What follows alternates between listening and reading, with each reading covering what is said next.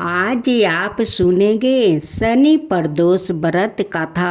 शनि प्रदोष की सभी को हार्दिक शुभकामनाएं करती हूँ।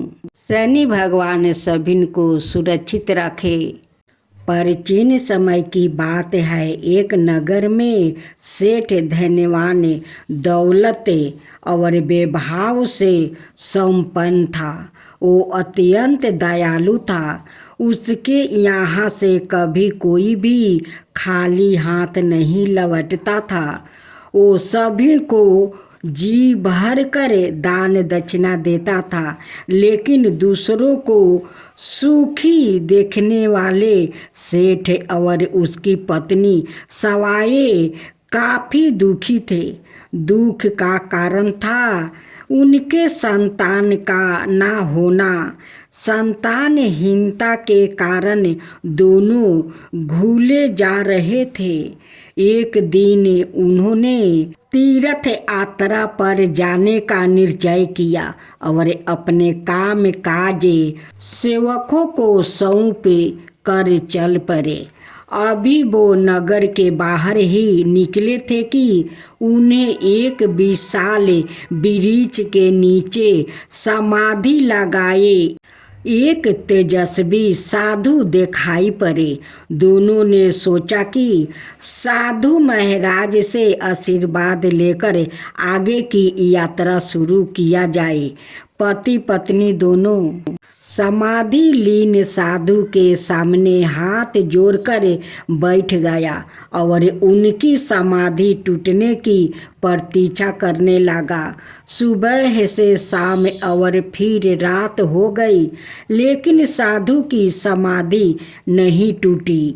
मगर सेठ पति पत्नी धैर्य पूर्वक हाथ जोड़े पूर्ववत बैठे रहे। अंत अगले दिन प्रातःकाल साधु समाधि से उठे। सेठ पति पत्नी को देखा। वो मंद ही मंद मुस्कुराया और आशीर्वाद स्वरूप हाथ उठाकर बोले, मैं तुम्हारे अंतर मन की कथा भाप गया हूँ। बस मैं तुम्हारे धैर्य और शक्ति भाव से अत्यंत प्रसन्न हूँ। साधु ने संतान प्राप्ति के लिए उन्हें शनि प्रदोष व्रत करने की विधि समझाई और शंकर भगवान की नियम वंदना बताई। हे रुद्रदेव शिव नमस्कार, शिव शंकर जग गुरु नमस्कार, हे नीलकंठ सूर्य नमस्कार, शशि मौली चंद्र सुख नमस्कार, हे उमाकांत सुधी नमस्कार, उगर्तव्य रूप मन नमस्कार, ईशान ईश प्रभु नमस्कार, विश्वेश्वर प्रभु शिव नमस्कार।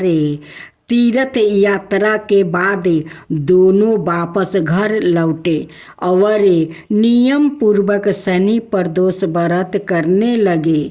कालांतर में सेठ की पत्नी ने एक सुंदर पुत्र को जन्म दिया। शनि प्रदोष व्रत के प्रभाव से उनके यहाँ छाया अंधकार लुप्त हो गया। दोनों आनंद पूर्वक रहने लगा। कार्या सिद्धि के उपरांत त्रयोदशी के दिन ही उद्यापन करे।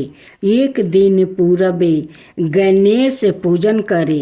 रात्रि में भजन कीर्तन द्वारा जागरण करे। प्रात स्नादि के उपरांत रंगीन पद्म पुष्प अथवा वस्त्रों से मंडप को सजाए। मंडप में शिव पार्वती की मूर्ति स्थापित करे। विधि पूर्वक पूजन करे। हवन में खीर की आहुति देते हुए ओम उमा सहित शिवाय नमः मंत्र का 108 बार जप करे। हवन के बाद आरती उतारे और शांति पाठ करे। तत्पश्चात 2 ब्राह्मणों को भोजन करवाए और यथाशक्ति दान दे। ब्राह्मणों का आशीर्वाद ले। स्कंद पुराण में कहा गया है कि जो स्त्री पुरुष विधि विधान के साथ यह व्रत और उद्यापन करते हैं, भगवान शंकर पार्वती उनकी समस्त मनोकामना पूर्ण करते हैं। फल स्वरूप उन्हें मोक्ष प्राप्ति होता है। प्रदोष व्रत कथा समाप्ति। बोलो भोलेनाथ शंकर भगवान की जय। बचपन से ही शनि भगवान श्री कृष्णा के परम भक्त थे। वो श्री कृष्णा के अनुराग में निमग्न रहा करते थे। वयस्क होने पर इनके पिता ने चित्ररथ की कन्या से इनका विवाह करवा दिया था। इनकी पत्नी सती साध्वी और परम तेजस्विनी थी। एक रात वो ऋतु स्नान करके पुत्र प्राप्ति की इच्छा से शनि के पास पहुंची, पर यहाँ श्री कृष्णा के ध्यान में निमग्न थे। इन्हें ब्रह्म संसार की सुधि ही नहीं थी। पत्नी प्रतीक्षा करके थक गई।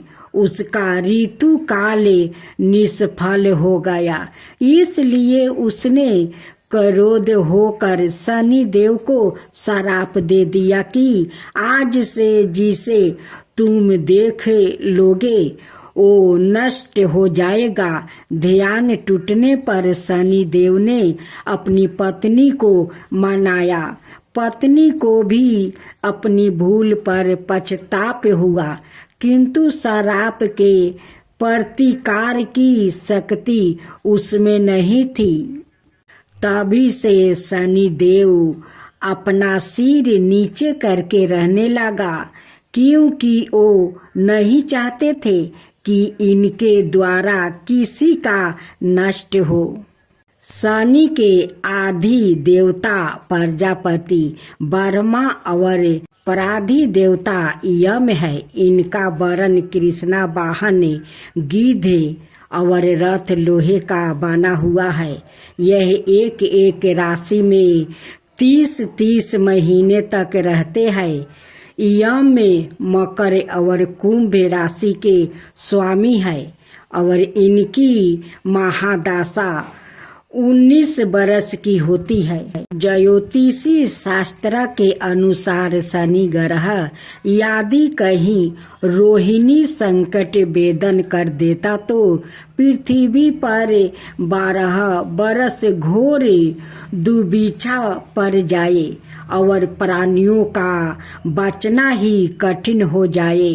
शनि ग्रह जब आने वाला था तब ज्योतिषियों ने महाराज दशरथ से बताया कि यदि शनि का योग आ जाएगा तो प्रजा अन्न जल के बिना तरप तरप कर मर जाएगी। प्रजा को इस कष्ट से बचाने के लिए महाराज दशरथ अपने रथ पर सवार होकर नक्षत्र मंडल में पहुंचा। पहले तो महाराज दशरथ ने शनि देवता को नृत्य की भांति प्रणाम किया और बाद में क्षत्रिय धर्म के अनुसार उनसे युद्ध करते हुए उन पर संहार शस्त्र का साधन किया। शनि देवता महाराज की कर्तव्य निष्ठा से परम प्रसन्न हुए और उनसे वर मांगने के लिए कहा। महाराज दशरथ ने वर मांगा कि जब तक सूर्य नक्षत्र आदि विद्यमान है तब तक आप संकट वेदन न करें। शनि देव ने उन्हें वर देकर संतोष कर दिया। सूर्य देव के कहने पर भगवान शिव ने शनि को बहुत समझाया, मगर वो नहीं माने। उनकी मनमानी पर भगवान शिव ने शनि को दंडित करने का निश्चय किया और दोनों में घनघोर युद्ध हुआ। भगवान शिव के प्रहार से शनि देव अचेत हो गया।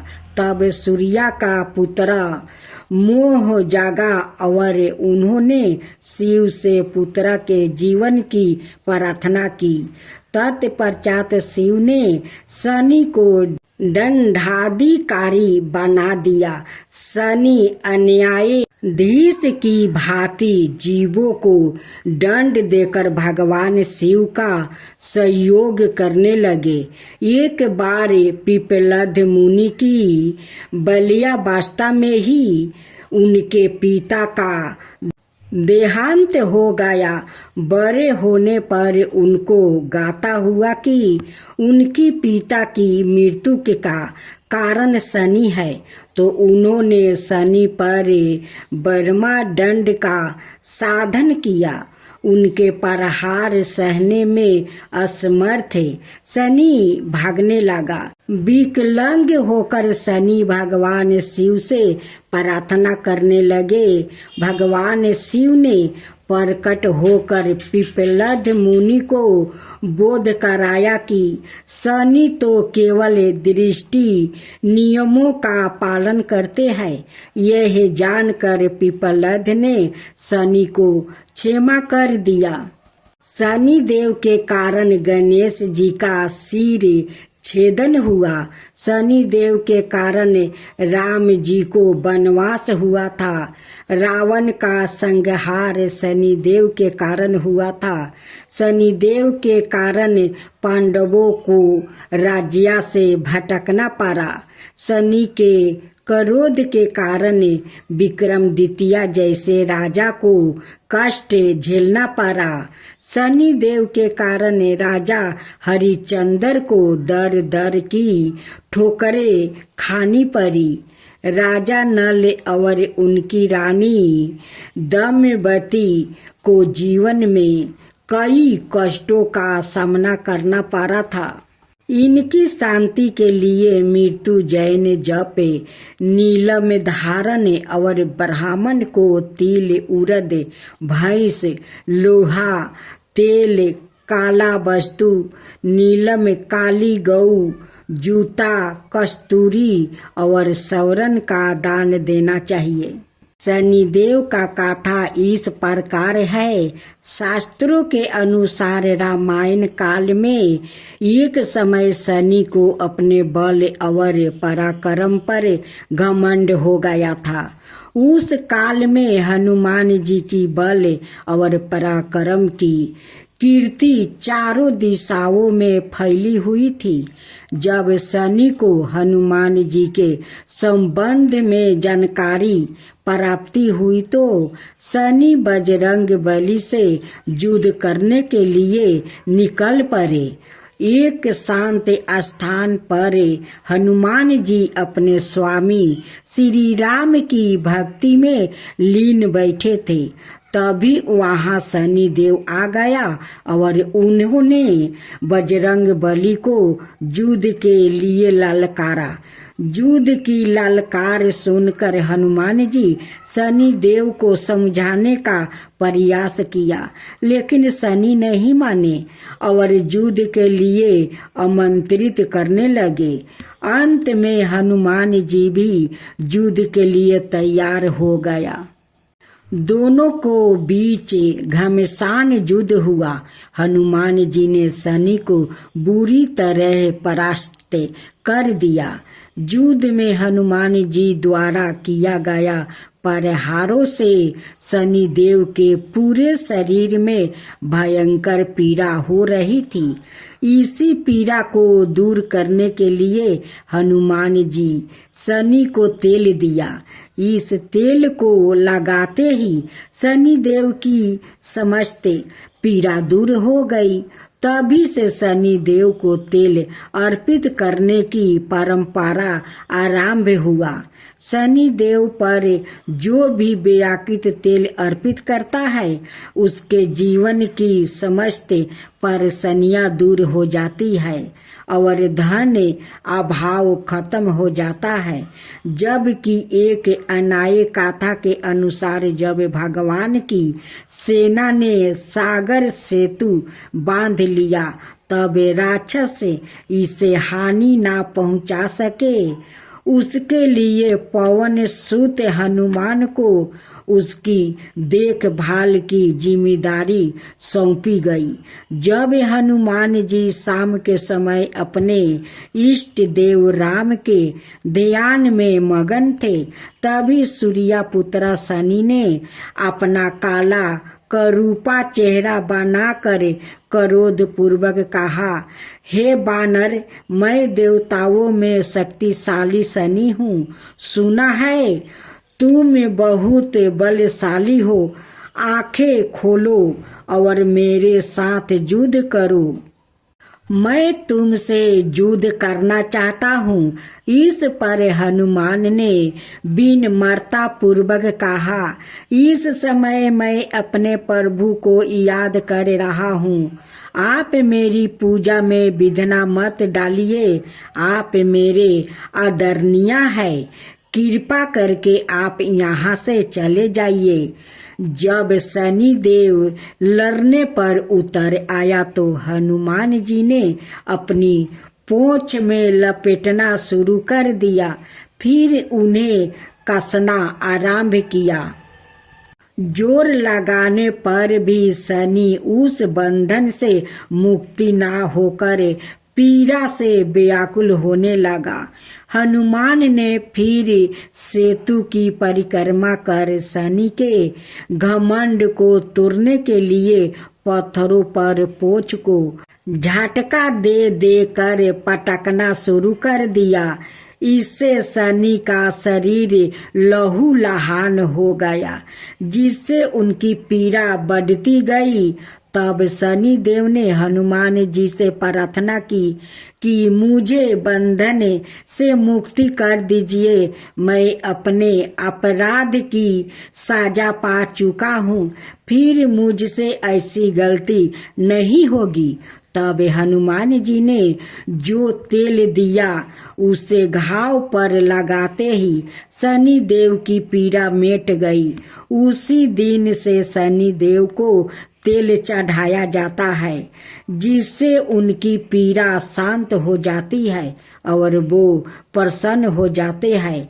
शनि को तेल अर्पित करते समय ध्यान रखें, यह बात शनि देव की प्रतिमा को तेल चढ़ाने से पहले तेल में अपना चेहरा अवश्य देखे। ऐसे करने पर शनि के दोष से मुक्ति मिलती है। धन संबंधी कार्यों में आ रही रुकावट दूर हो जाती है। सुख समृद्धि बनी रहती है। धर्म ग्रंथों में भगवान शिव के अनेक अवतारों के बारे में बताया गया है, लेकिन बहुत कम लोग शिव के इन अवतारों के बारे में जानते हैं। इन्हीं अवतार में एक ऐसा अवतार था जिन्होंने शनि देव पर भी प्रहार किया था, जिसके कारण शनि देव की गति मंद हो गई। जनों, अब आप सुनेंगे देवी काली की कथा। देवी काली को शक्ति का साक्षात स्वरूप माना जाता है। माता रानी अपने भक्तों पर दया दृष्टि रखती है, लेकिन दुष्ट और दुराचारियों पर विध्वंस भी करती है। महिषासुर अति बलशाली दैत्य था, जिसका संहार देवता भी नहीं कर सके। इसलिए देवी काली का जन्म हुआ। धार्मिक ग्रंथों में माँ काली के जन्म यह अवतार को लेकर कई मत है, लेकिन सब्र मनाए मत यही है कि माँ काली का अवतार दैत्यों के संहार के लिए हुआ था। नवरात्रि में हम नव दुर्गा यानी माँ दुर्गा के 9 अवतारों की पूजा करते हैं, लेकिन जब दैत्यों के संहार के लिए माँ काली का जन्म हो चुका था तो फिर क्यों माँ दुर्गा को कई अवतार लेने पड़े? आइए जानते हैं इसके बारे में। काली माँ की कहानी छठी सातवीं के देवी महात्म्य के प्रथम अध्याय में काली को महाकाली के रूप में दर्शाया गया है। वो भगवान विष्णु के सोते हुए शरीर से देवी योग निद्रा के रूप में पैदा हुई ताकि ब्रह्मा और दुनिया को 2 राक्षसों मुद और कदब से बचने के लिए उन्हें जगाया जा सके। एक बार जब विष्णु जागे तो उन्होंने उन राक्षसों के खिलाफ एक लंबा युद्ध शुरू किया, लेकिन वो अभी भी पराजित थे और अपनी सफलता पर गर्व कर रहे थे। यह देखकर महाकाली ने महामाया का रूप धारण किया और दोनों राक्षसों को मंत्रमुग्ध करने के लिए चली गई। जब वो महामाया से विचलित हुए तो विष्णु ने उन्हें तुरंत मार डाला। बाद के अध्यायों में चंड और मुंड 2 राक्षस थे जो देवी दुर्गा पर हमला करते थे। दुर्गा इतनी उग्रता से जवाब देती है कि काली उसके माथे से निकलती है और उन दोनों को मार देती है। यहाँ काली को गहरे नीले रंग की त्वचा संधि हुई, आंखों वाला एक पातला चेहरा और खोपड़ियों की माला के साथ बाघ की खाल का कपड़ा पहने हुए बताया गया है।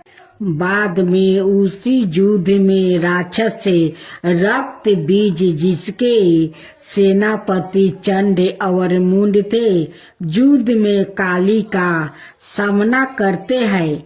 रक्त बीज को वरदान है कि उसके खून की हर बूंद जो जमीन को छूती है उससे उसका एक और कैलोन पैदा हो जाएगा। चौकी दुर्गा रक्त बीज को उसके अनगिनत कैलोनों के साथ हारने में असमर्थ है। काली उसके शरीर से उसका खून चूस लेती है और उसे हराने के लिए उसके कैलोनों को खा जाती है। रक्त बीज और दारुका दोनों मामलों में काली को दुश्मनों को हराने के बाद रक्त पिपासु के नसों में चूर बताया गया है और रक्त पिपासु की उसकी लालसा नियंत्रण से बाहर हो जाती है। शिव को फर्श पर शांत होकर हस्तक्षेप करना पड़ता है।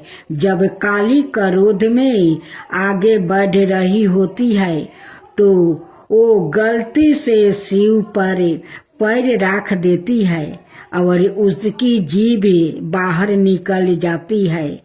वो तुरंत शांत हो जाती है और फिर से दुर्गा पार्वती में विलीन हो जाती है। युद्ध में भाग लेने के बाद शिव ने पार्वती को काली काली त्वचा वाली कहकर चिढ़ाए।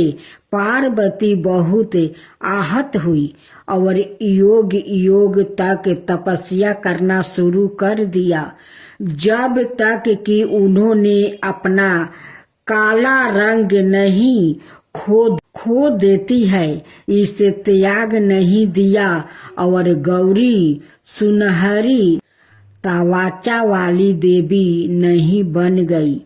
उसका छिपा हुआ अंधकारमय अवतारण कोशिकी बन जाता है। जो क्रोधित होने पर काली बन जाता है। काली पूजा उत्सव देवी काली को समर्पित है और विशेष रूप से पश्चिम बंगाल, ओडिया और असम के भारतीयों क्षेत्र में मनाया जाता है। यह हिंदू कैलेंडर के हर महीने में अमावस्या के दिन मनाया जाता है। यह दीपावली के बाद शुरुआत होता है और दिनों तक चलता है। चौकी देवी काली महाविद्याओं में प्रमुख है। उनमें से प्रत्येक का काली पूजा से पहले अवतार का एक दिन होता है।